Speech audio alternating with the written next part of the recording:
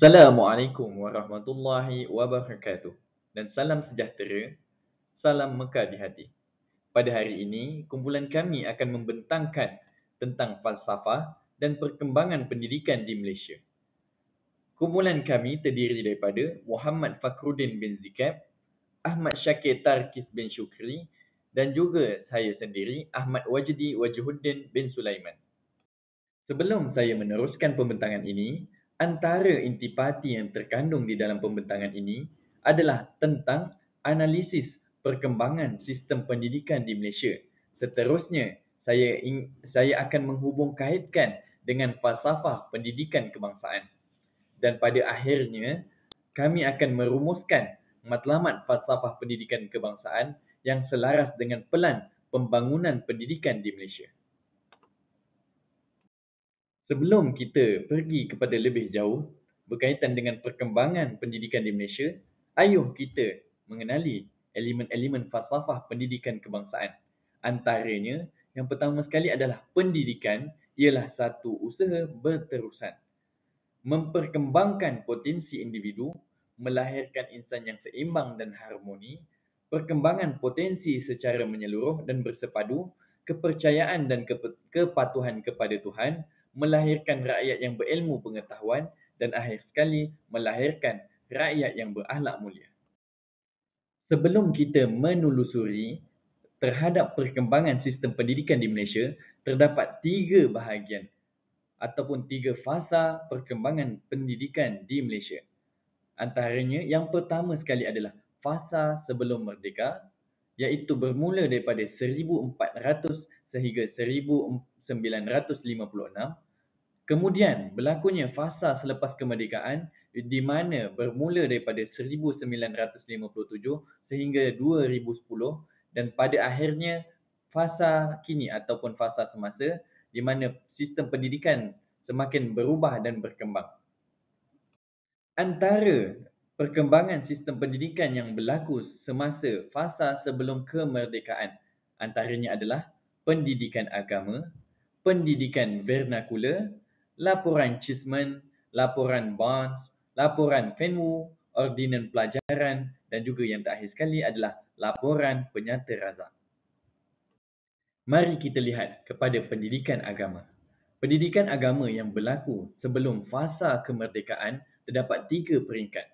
Peringkat yang pertama merupakan peringkat pembelajaran di rumah guru dan juga ulama. Peringkat yang kedua pula berlaku di masjid, surau dan juga madrasah. Manakala peringkat yang ketiga berlaku di sekolah-sekolah pondok, di mana pendidikan ini berlaku dengan lebih tersusun dan sistematik.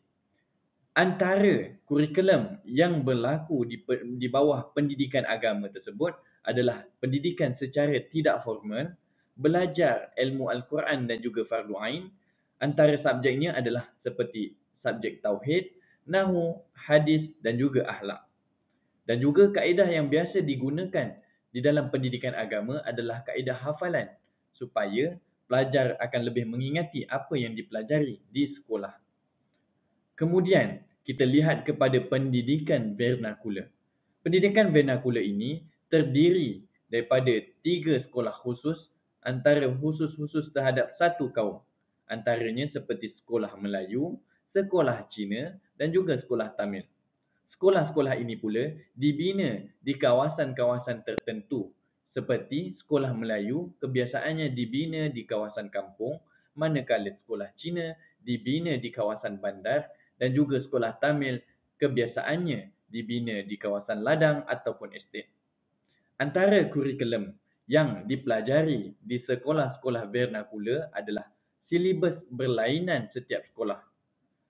Berbeza bahasa pengantar, buku teks, sukatan mengikut sekolah masing-masing.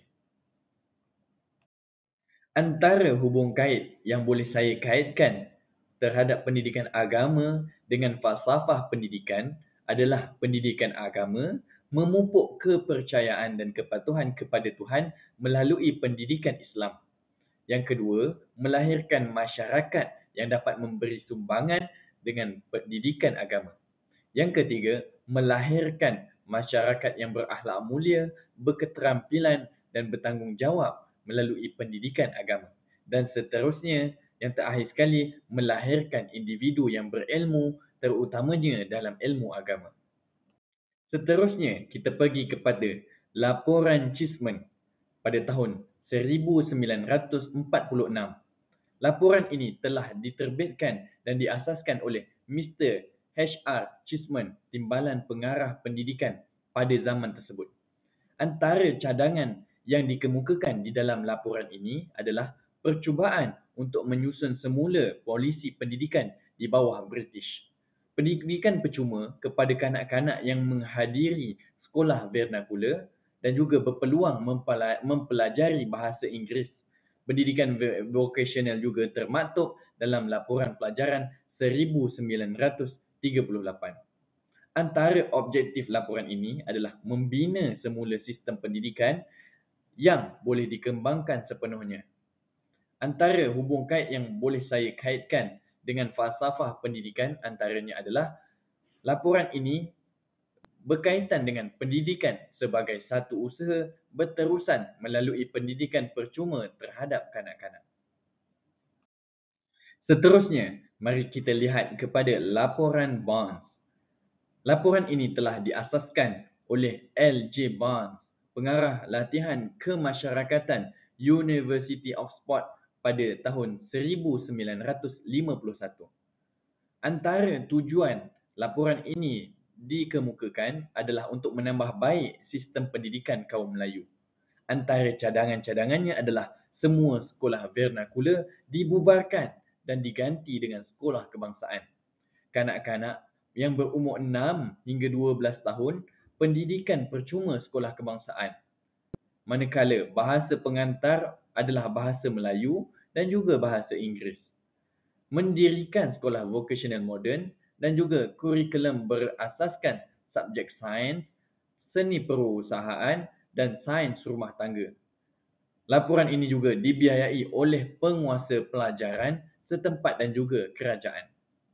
Antara hubung kait yang boleh dikaitkan dengan laporan ini adalah meningkatkan kualiti pendidikan melalui latihan perguruan, melahirkan rakyat yang berilmu pengetahuan serta mengembangkan potensi individu melalui pendidikan yang pelbagai dan tersusun. Seterusnya, menjadikan insan yang seimbang dan harmonis dalam pelbagai aspek pengetahuan. Laporan Fenwu diasaskan pada tahun 1951 oleh Dr. W.O. Fen dan juga Dr. Wu Teh Yao.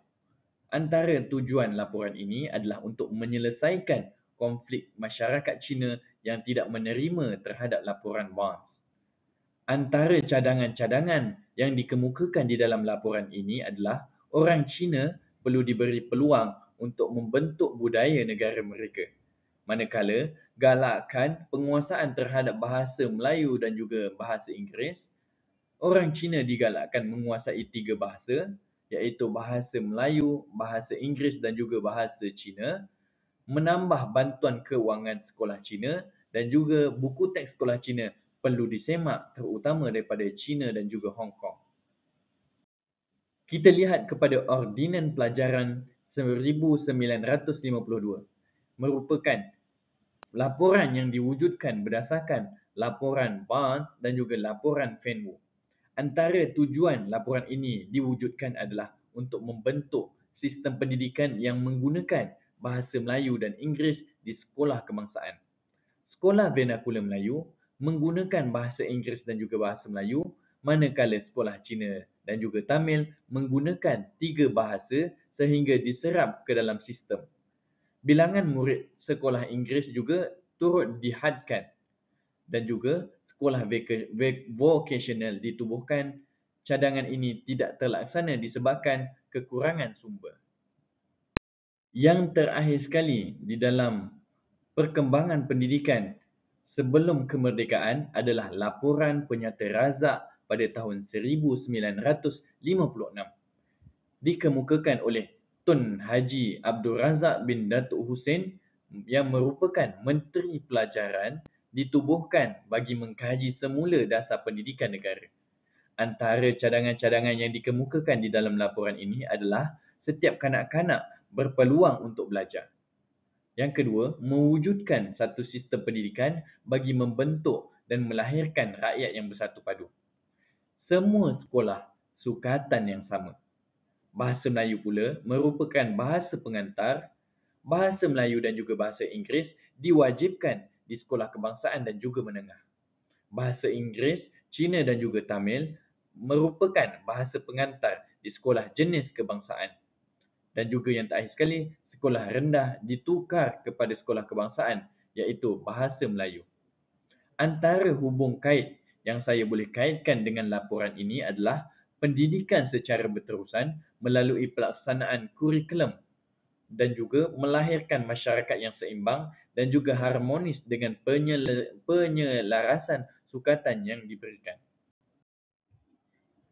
Seterusnya kita masuk kepada zaman pasca merdeka pada tahun 1957 sehingga 1970. Terbahagi kepada 3 bahagian. Yang pertama, laporan Rahman Talib 1960, kemudian laporan Aminuddin Baki 1964, kemudian Akta Pelajaran pada tahun 1961.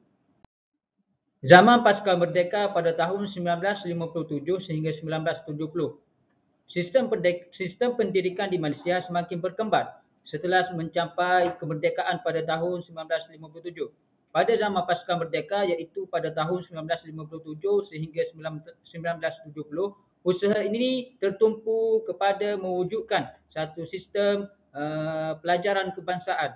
Pada peringkat ini, pendidikan di Tanah Melayu telah dikelolakan dan dikendalikan, dikawal dan diletakkan di bawah kuasa pentadbiran penjajah Inggeris, tanpa mempunyai satu falsafah yang konkret atau dasar pendidikan kebangsaan. Pentadbiran pendidikan di Tanah Melayu semasa zaman ini pada zaman pasca merdeka ini adalah mengikut dasar penjajah, iaitu pecah dan perintah. Matlamat utama sistem pendidikan penjajah ini semata-mata untuk memberi pendidikan kepada golongan rakyat yang membolehkan sebahagian mereka memenuhi keperluan tenaga dan ekonomi British. Okey, seterusnya kita masuk kepada laporan Rahman Talib pada tahun 1960. Laporan Rahman Talib ini ada kaitan dengan laporan Razak pada tahun 1956. Ordinan Pelajaran 1957 digubal berdasarkan perakuan laporan Razak 1956 menjadi Teras Pendidikan Kebangsaan. Pada tahun 1959, satu jawatan kuasa penyemak dibentuk untuk meneliti semula pelaksanaan laporan Razak yang diketuai oleh Encik Abdul Rahman Talib. Penilaian ini dibuat kerana terdapat banyak bantahan yang timbul daripada pelaksanaan laporan Razak. Akhirnya jawatan kuasa ini telah menghasilkan laporan yang dikenali sebagai Penyata Rahman Talib pada tahun 1960. Ini adalah antara beberapa cadangan yang telah disyorkan di dalam Penyata Rahman Talib. Yang pertama, umur bagi persekolahan murid-murid dinaikkan daripada 12 tahun menjadi 15 tahun. Kemudian kemudahan diberikan untuk mengajar agama Islam jika terdapat murid lebih daripada 15 orang. Begitu juga dengan agama-agama lain. Kemudian memperluaskan lagi penggunaan bahasa kebangsaan di semua peringkat persekolahan. Kemudian pemansuhan peperiksaan Junior Middle 3 dan Senior Middle 3, iaitu peperiksaan UEC. Kemudian sistem peperiksaan diselaraskan di semua sekolah di peringkat persekolahan, UPSR, SPN dan sebagainya. Kemudian sekolah umum ditukarkan. Sekolah umum ditukarkan kepada sekolah kebangsaan, begitu juga dengan sekolah jenis umum. Kemudian pelajaran di peringkat rendah diberikan secara percuma. Kemudian bagi murid-murid yang gagal memasuki sekolah menengah rendah ditawarkan untuk memasuki ke sekolah lanjutan yang dikenali sebagai sekolah vocational selama 3 tahun. Seterusnya, hubungan laporan Rahman Talib dengan falsafah pendidikan. Yang pertama, memperkembangkan potensi dan bakat seseorang individu, melahirkan insan yang berkemampuan dari segi jasmani dan mampu memberi sumbangan kepada masyarakat. Yang ketiga, melahirkan guru yang profesional, beretika, berfikiran kreatif, mengamalkan nilai murni, berkemahiran dan berpengetahuan luas dalam dunia teknologi. Seterusnya kita masuk kepada laporan Aminuddin Baki pada tahun 1964. Tujuan penubuhan laporan Aminuddin Baki ini adalah untuk mengkaji sistem pendidikan pelbagai jurusan bagi sekolah menengah rendah untuk menggantikan sekolah pelajaran lanjutan yang telah dimansuhkan. Ada beberapa cadangan dalam laporan Aminuddin Baki. Yang pertama, umur berhenti sekolah dinaikkan kepada 15 tahun. Pelajaran sekolah menengah rendah dinaikkan sehingga 3 tahun. Pelbagai jenis kursus diperkenalkan untuk melahirkan pelbagai tenaga berkemahiran. Kemudian menyediakan pelbagai peluang pekerjaan selepas tamat pengajian. Kemudian memperkenalkan sekolah teknik ataupun sekolah vocational. Seterusnya di sini dapat kita simpulkan hubungan laporan Aminuddin Baki dengan falsafah pendidikan. Yang pertama adalah memperkembangkan potensi individu dengan mendalami pelbagai ilmu. Seterusnya menghasilkan kualiti kerja yang tinggi dan berkualiti. Seterusnya membentuk generasi muda, memperkembangkan diri dari segi jasmani, emosi, rohani dan intelektual. Baiklah, seterusnya kita masuk pula kepada Akta Pelajaran pada tahun 1961. Akta Pelajaran ini adalah laporan yang menjadi asas kepada penggubalan Akta Pelajaran 1961. Akta ini menekankan bahasa Melayu sebagai bahasa pengantar utama pada semua peringkat pendidikan serta penggunaan kurikulum dan peperiksaan yang selaras bagi semua pelajar. Maknanya Akta Pelajaran 1991 ini menekankan bahawa bahasa Melayu adalah bahasa utama di semua peringkat pendidikan. Terdapat beberapa tahap pendidikan di Malaysia, di antaranya tahap merendah, tahap menengah rendah, tahap menengah atas, tahap pendidikan, iaitu di institusi pendidikan tinggi, termasuk swasta dan awam. Seterusnya, jenis pendidikan boleh kita kategorikan dalam dua bahagian. Yang pertama, bagi pendidikan menengah, ianya ditawarkan di sekolah-sekolah menengah rendah biasa, menengah biasa, sekolah menengah atas trik, sekolah menengah atas teknik dan vocational serta menengah yang diluluskan oleh Menteri Pelajaran. Kemudian bagi pendidikan rendah, ianya wajib bagi semua kanak-kanak yang telah mencapai umur persekolahan. Ditawarkan di sekolah kebangsaan ataupun jenis kebangsaan yang diberikan pendidikan secara percuma, termasuk sekolah jenis kebangsaan Cina ataupun Tamil. Baik, seterusnya hubungan Akta Pelajaran 1961 dengan falsafah pendidikan. Yang pertama, boleh membentuk insan yang seimbang dan harmonis, seperti mempunyai ilmu salsiah yang baik dan kepercayaan kepada Tuhan. Seterusnya, melahirkan guru yang bersikap profesional terhadap kerjaya dan berusaha sehabis baik dalam menjalankan tugas dan amanah. Kemudian, membentuk guru yang mampu hidup dan menegakkan warisan negara seperti amalan demokrasi, integrasi dan amalan budaya yang harmoni. Seterusnya kita masuk kepada zaman dasar ekonomi baharu pada tahun 1971 sehingga 1990. Terdapat dua laporan yang terjadi pada zaman dasar ekonomi baru, iaitu laporan Hussein On pada 1971 dan laporan Jawatan Kuasa Kabinet 1979. Zaman dasar ekonomi baru ini pada tahun 1971 sehingga 1990, kerajaan telah melaksanakan dasar ekonomi baru ataupun DEB yang bermatlamatkan untuk mengukuhkan perpaduan di negara ini melalui pembasmian kemiskinan di kalangan penduduk dan menyusun semula penempatan masyarakat.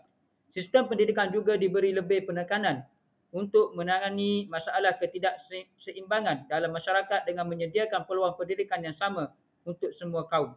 Kemudian sistem pendidikan mengalami banyak perubahan. Antaranya ialah bahasa Melayu menjadi bahasa pengantar utama yang dilaksanakan sepenuhnya di peringkat menengah di Semenanjung Malaysia dan Sabah pada tahun 1982. Maknanya di sini kita dapat simpulkan bahawa dasar ekonomi baru ini, sistem pendidikan dah mula untuk menekankan keseimbangan antara semua kaum dan masyarakat di Malaysia dan menjadi bahasa Melayu menjadi bahasa pengantar utama di semua sektor pendidikan. Manakala di Sarawak pula pada tahun 1990, penggunaan bahasa Inggeris sebagai bahasa kedua turut dikekalkan dan diberi keutamaan. Walau bagaimanapun, selaras dengan Akta Pelajaran 1961, sekolah rendah kerajaan dan juga bantuan kerajaan yang menggunakan bahasa Cina ataupun bahasa Tamil sebagai bahasa pengantar terus dikekalkan. Maknanya dia tidak menghapuskan bagi sekolah rendah kerajaan yang menggunakan bahasa Cina ataupun Tamil, bagi menggunakan bahasa utama, bahasa penghantar utama dia tidak hapuskan, dikekalkan, terus dikekalkan bagi sekolah Cina dan sekolah Tamil. Kemudian bagi mata pelajaran civic diperkenalkan. Mata pelajaran civic diperkenalkan bagi menyemai semangat jati diri dan dalam kalangan pelajar, dan mata pelajaran sains dan teknologi diberi lebih penekanan pada peringkat menengah dalam usaha untuk menghasilkan tenaga kerja yang mahir. Seterusnya kita masuk kepada laporan Hussein On pada tahun 1971. Jawatan kuasa laporan Hussein On ditubuhkan selepas Akta Pelajaran 1961 dan diketuai oleh Menteri Pelajaran pada masa itu, iaitu Hussein On. Tujuan utama laporan ini adalah untuk mengkaji semula dasar pendidikan negara, kemudian untuk menyediakan pendidikan dasar bagi semua kanak-kanak yang berada dalam lingkungan umum persekolahan. Menurut laporan Hussein On ini, sistem pendidikan kebangsaan direka bentuk untuk memenuhi keperluan negara dan mempertingkatkan pembangunan budaya, sosial, ekonomi dan politik. Jadi, mulai tahun 1968, bahasa Melayu telah mula menggantikan bahasa Inggeris secara berperingkat-peringkat sebagai bahasa pengantar di sekolah-sekolah aliran Inggeris. Walaupun kedudukan bahasa Melayu sebagai bahasa pengantar utama dalam sistem pendidikan negara, namun kedudukan bahasa Inggeris sebagai bahasa kedua turut dipeliharakan. Ini kerana kesedaran bahawa bahasa Inggeris sebagai bahasa antarabangsa yang amat penting dan penggunaan bahasa ini boleh mempertingkatkan pembangunan negara. Dalam laporan ini, bahawa kita dapat tengok laporan Hussein On ini menekankan kepentingan penggunaan bahasa Inggeris di samping menggunakan bahasa Melayu sebagai bahasa pengantar utama dalam kehidupan seharian di negara kita. Seterusnya, kita masuk pula kepada jawatan kuasa Kabinet pada tahun 1979. Pada tahun 1974, kerajaan telah menubuhkan satu jawatan kuasa Kabinet untuk mengkaji semula dasar pelajaran kebangsaan dalam menyahut hasrat zaman sains dan teknologi dan dasar ekonomi baru. Jawatan kuasa ini ditugaskan untuk mengkaji semula matlamat dan kesan sistem pelajaran kebangsaan termasuk kurikulum.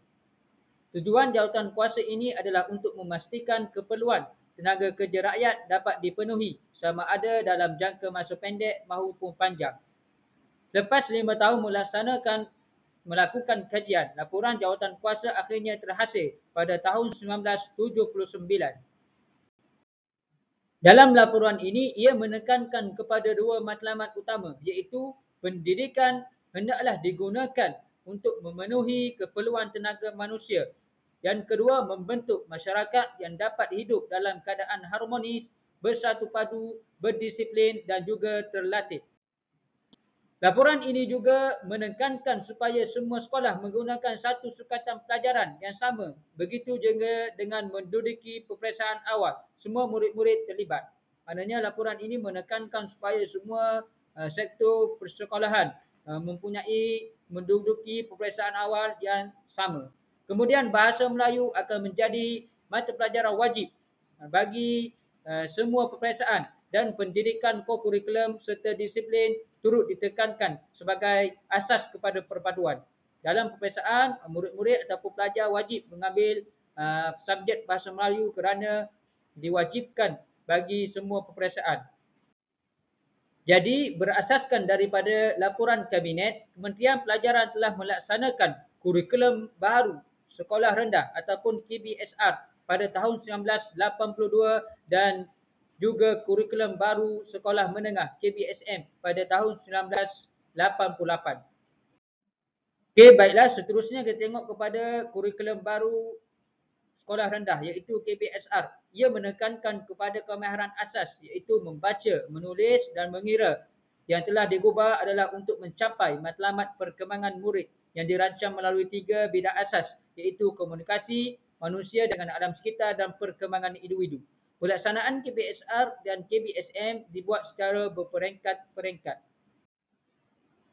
Pada tahun 1980, peluang pendidikan untuk warga negara dipertingkatkan dengan menambahkan kemudahan fizikal dan infrastruktur terutamanya di kawasan luar bandar, iaitu di pendalaman dengan membuat beberapa program sokongan pendidikan dilaksanakan seperti SPBT, Skim Pinjaman Buku Teks, Televisyen Pendidikan, Sekolah Berasrama Penuh SPP, Asrama Desa, Asrama Harian, Beasiswa, rancangan makanan tambahan RMT dan program-program kesihatan. Akhir sekali, pada zaman ini juga Falsafah Pendidikan Kebangsaan telah digubal pada tahun 1988 bagi memperteguhkan hala tuju dan matlamat pendidikan negara. Dan hasilnya adalah falsafah didefinisikan adalah menekankan pendidikan yang menyuruh dan bersepadu bagi membentuk pelajar yang seimbang dari segi rohani, jasmani, emosi dan juga intelek. Seterusnya, hubungan jawatan kuasa Kabinet 1979 dengan falsafah pendidikan. Yang pertama, kemahiran luar bilik darjah. Pelajar ataupun murid akan memiliki kemahiran luar dari akademik ataupun kemahiran luar bilik darjah. Yang kedua, kurikulum yang selari. Perubahan yang dikaitkan dengan FBK ataupun falsafah pendidikan kebangsaan adalah pendidikan yang umum yang mula dilaksanakan melalui peperiksaan sama ada di sekolah swasta maupun kerajaan. Dan seterusnya boleh melahirkan guru yang berdisiplin bagi meningkatkan kualiti guru yang berdisiplin dan berhemah tinggi bagi memberi contoh kepada murid-murid ataupun pelajar. Seterusnya kita masuk kepada perkembangan pendidikan masa kini iaitu Pelan Induk Pembangunan Pendidikan 2006 hingga 2010. PIPP 2006 hingga 2010 telah dirangka untuk melaksanakan dan merealisasikan satu sistem pendidikan yang holistik, progresif, bermoral dan bertaraf dunia. Agenda membina dan memupuk modal insan yang menjadi benih generasi masa depan ini amatlah bergantung kepada kualiti sistem pendidikan negara. Modal insan berminda kelas pertama merupakan salah satu kunci utama untuk membolehkan negara mencapai falsafah pendidikan kebangsaan yang telah digagaskan. Mereka lah yang akan meningkatkan tahap produktiviti dan daya saing negara dalam mendepani cabaran dan tekanan besar persaingan abad ke-21. PIPP telah dilancarkan oleh Perdana Menteri Datuk Seri Abdullah Haji Ahmad Badawi pada 16 Januari 2007 di Pusat Konvensyen Antarabangsa Putrajaya. PIPP telah menggariskan 6 teras iaitu membina negara bangsa, pembangunan modal insan, memperkasakan sekolah kebangsaan, merapatkan jurang pendidikan, memartabatkan profesyen keguruan dan melonjakkan kecemerlangan institusi pendidikan. Dalam Rajah 3.1 menunjukkan kerangka Pelan Induk Pembangunan Pendidikan 2006 hingga 2010.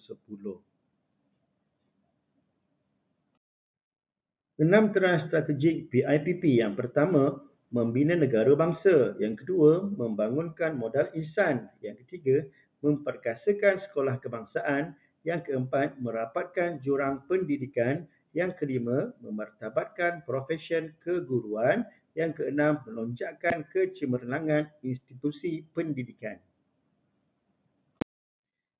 Matlamat dan juga pendekatan PIPP iaitu dapat menghasilkan pendidikan berkualiti untuk semua. Dua pendekatan utama telah dikenal pasti sepanjang tempoh RMK 9 iaitu yang pertama, kesamarataan peluang pendidikan dan yang kedua, kecemerlangan institusi pendidikan. Yang kedua adalah kecemerlangan institusi pendidikan dengan mewujudkan kluster pendidikan, iaitu KPM akan sentiasa memberikan perhatian khusus ke atas sekolah-sekolah yang telah mencapai tahap kecemerlangan. KPM juga akan mengenal pasti sekolah-sekolah dalam kluster SK, SJK, SBP, SMT, SMKA, Sekolah Bestari serta sekolah-sekolah Putrajaya dan juga Cyberjaya. Dilihat kepada analisis teras yang pertama, iaitu membina negara bangsa.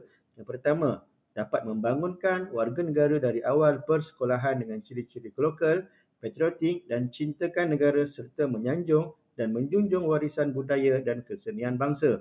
Di antara usaha-usaha KPM, yang pertama adalah memperkasakan bahasa Melayu sebagai asas perpaduan dan bahasa ilmu, iaitu dengan menggiatkan aktiviti kebahasaan, kesusasteraan, pengkaryaan, penterjemahan dan juga penerbitan. Yang kedua, memantapkan perpaduan negara dan integrasi nasional, iaitu dengan meningkatkan aktiviti seperti RIMOK, Kelab Rukun Negara, kempen cintakan warisan bangsa dan negara dengan membina sekolah seni dan meningkatkan kerjasama dengan Kementerian Kebudayaan, Kesenian dan Warisan. Yang ketiganya adalah menerapkan warisan budaya dan kesenian bangsa. Hasrat falsafah pendidikan kebangsaan berkonsepkan kepada sumbangan rakyat. Dengan ini dapat memupuk keharmonian antara kaum serta bersemangat patriotik dan cinta akan negara. Selain itu juga dapat menjamin kestabilan negara dan perpaduan melalui semangat kerjasama, berbakti, toleransi, kekitaan dan hormat menghormati. Analisis teras yang kedua iaitu membangunkan modal insan yang mempunyai jati diri yang kukuh, berketerampilan, berkepribadian mulia, berpengetahuan dan juga berkemahiran tinggi bagi mengisi keperluan negara yang maju. Di antara pembangunan modal insan termasuklah melengkapkan pelajar dengan yang pertama, kemahiran komunikasi yang berkesan. Yang kedua, kebolehan menggunakan ICT dengan yang baik. Yang ketiga, berfikir kreatif dan kritis. Yang keempat, dapat mengamalkan pembelajaran sepanjang hayat. Dan yang kelima adalah nilai yang tinggi supaya menjadi pemimpin yang berkesan dalam keluarga dan juga masyarakat. Seterusnya, hasrat falsafah pendidikan berkonsepkan rakyat pengetahuan ataupun berakhlak mulia. Modal insan yang ingin dilahirkan akhirnya dapat berupaya untuk berfikir kreatif dan kritis, berkemahiran juga untuk menyelesaikan masalah dan berkeupayaan mencipta peluang, mempunyai ketahanan serta kebolehan untuk berhadapan dengan persekitaran dunia global yang sering berubah-ubah. Selain itu juga dapat memiliki nilai yang tinggi dari sudut kerohanian, kemanusiaan dan juga kewarganegaraan. Analisis teras yang ketiga iaitu memperkasakan sekolah kebangsaan. Dalam PIPP, tumpuan memperkasakan sekolah kebangsaan diberikan kepada sekolah rendah. Ini kerana sekolah rendah berperanan sangat penting sebagai tapak untuk menyemai serta memupuk perpaduan di antara kaum dari peringkat awal persekolahan. Seterusnya kita lihat kepada strategi memperkasakan sekolah rendah. Yang pertama adalah pemantapan kepimpinan pengetua dan kualiti guru.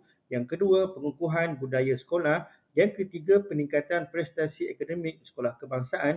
Yang keempat, pemantapan kurikulum. Yang kelima adalah meningkatkan kualiti prasarana.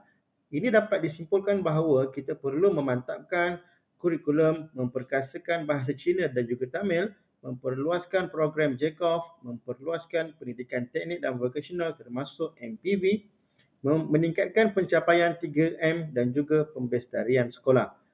Dengan itu, hasrat falsafah pendidikan kebangsaan yang berkonsepkan rakyat berketerampilan dapat melahirkan insan yang memiliki pengetahuan dan juga berkelayakan dengan tugas serta berkemahiran dalam menjalankan tugas. Tugasan itu pula dilaksanakan dengan cekap dan juga sempurna. Di antara strategi merapatkan jurang pendidikan, yang pertama adalah membangunkan infrastruktur luar bandar, meningkatkan kadar penyertaan dan mengurangkan risiko keciciran. Yang ketiga adalah meningkatkan bilangan guru terlatih dan juga mengikut option di kawasan pedalaman. Yang keempat adalah menambahkan sistem pengagihan bantuan kepada pelajar miskin, berkeperluan khas dan juga kumpulan minoriti. Dengan ini, hasrat falsafah pendidikan kebangsaan yang berkonsepkan kepada rakyat berpengetahuan, iaitu pelajar dapat menikmati dan juga mencintai ilmu serta juga dapat menguasai kemahiran 3M. Dengan ini dapatlah melahirkan insan yang berfikiran luas dan terbuka dan paling penting ialah dapat memanfaatkan ilmu untuk kebajikan diri dan juga orang lain.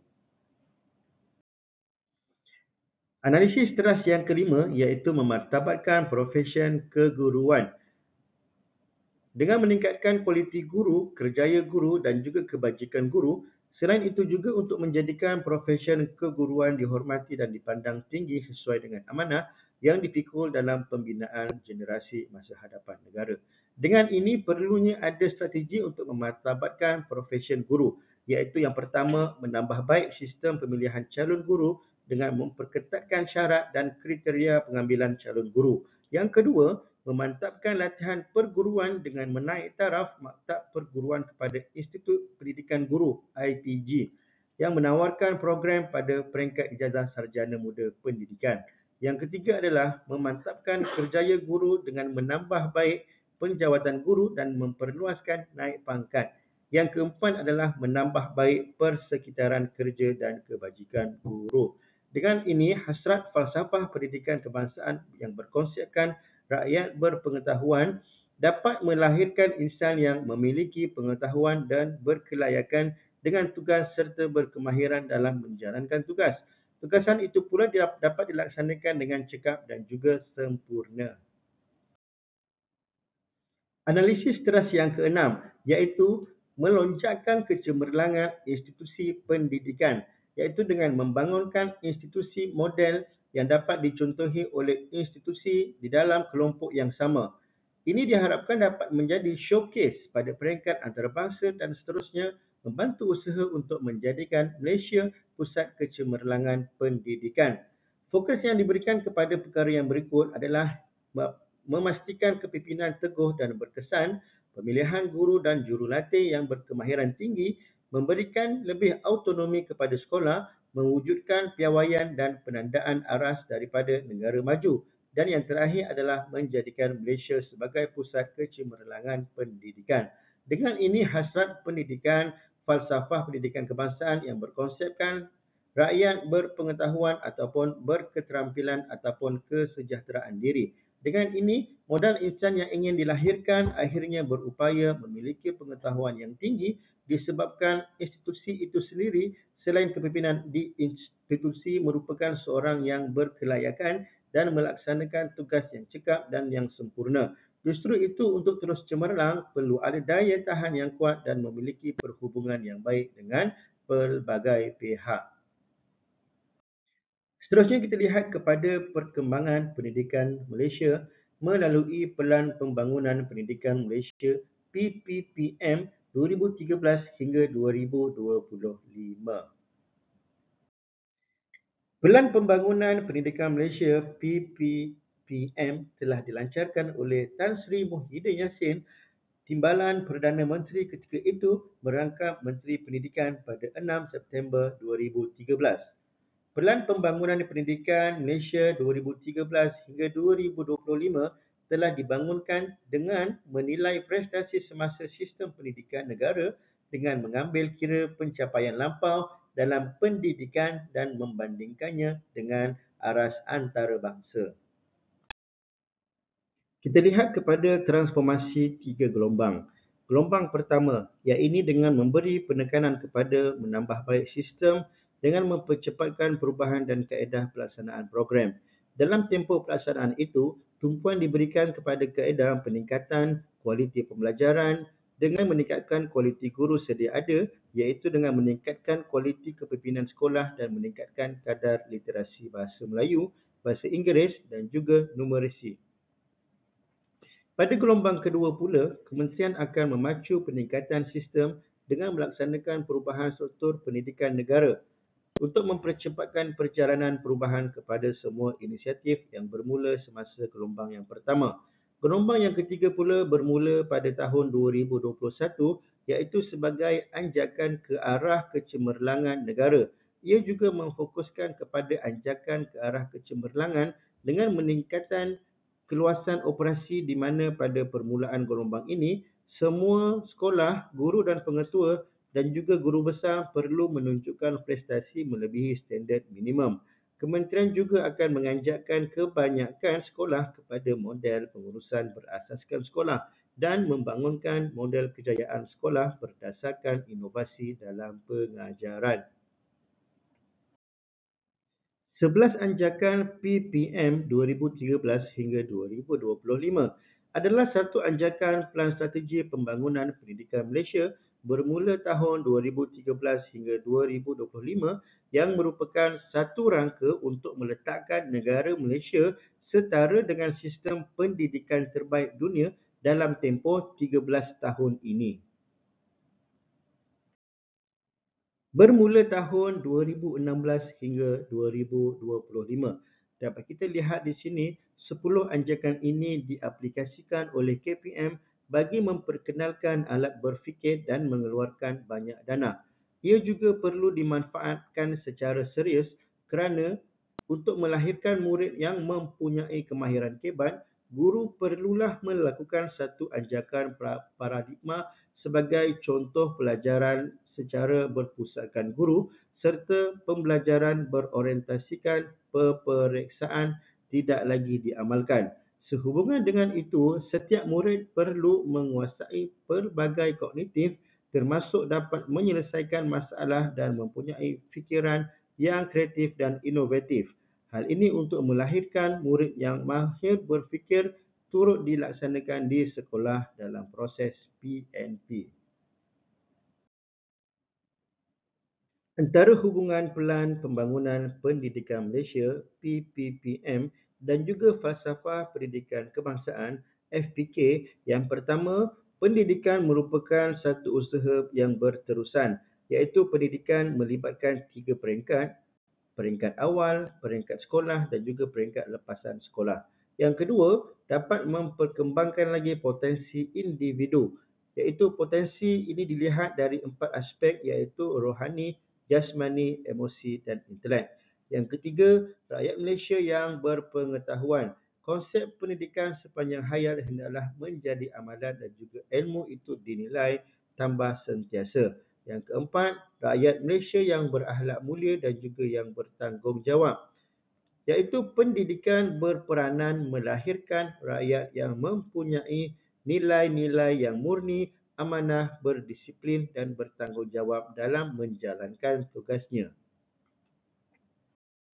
Dengan ini dapatlah dirumuskan bahawa terdapat banyak perubahan dan juga perkembangan terhadap sistem pendidikan serta hubungannya dengan falsafah pendidikan kebangsaan dalam memacu kecemerlangan pendidikan di Malaysia. PIPP 2006 hingga 2010 dan juga PPPM 2013 hingga 2025 dirangka untuk memenuhi matlamat pendidikan dan negara ke arah melahirkan bangsa Malaysia yang maju mengikut acuannya sendiri. Kejayaan PIPP dan PPPM bergantung kepada kefahaman dan komitmen warga KPM terhadap dasar dan juga strategi pelaksanaannya. Selain itu, PIPP dan juga PPPM merupakan panduan kepada warga KPM agar dapat melaksanakan tugas dan tanggungjawab masing-masing secara lebih terancang, terarah dan juga berfokus. Justru itu, PIPP dan juga kesinambungan PPPM amatlah penting kerana ia akan menyediakan asas yang kukuh untuk melonjakkan sistem pendidikan negara ke tahap yang lebih tinggi dan menjadikannya bertaraf dunia. Adapun falsafah pendidikan kebangsaan digubal atas kesedaran bahawa negara mestilah mempunyai hala tuju dan matlamat yang benar dan tepat di dalam sistem dan rancangan pendidikannya. Inilah rujukan yang telah kami gunakan. Rujukan dalam slide yang seterusnya. Sekian saja pembentangan daripada kumpulan kami. Terima kasih.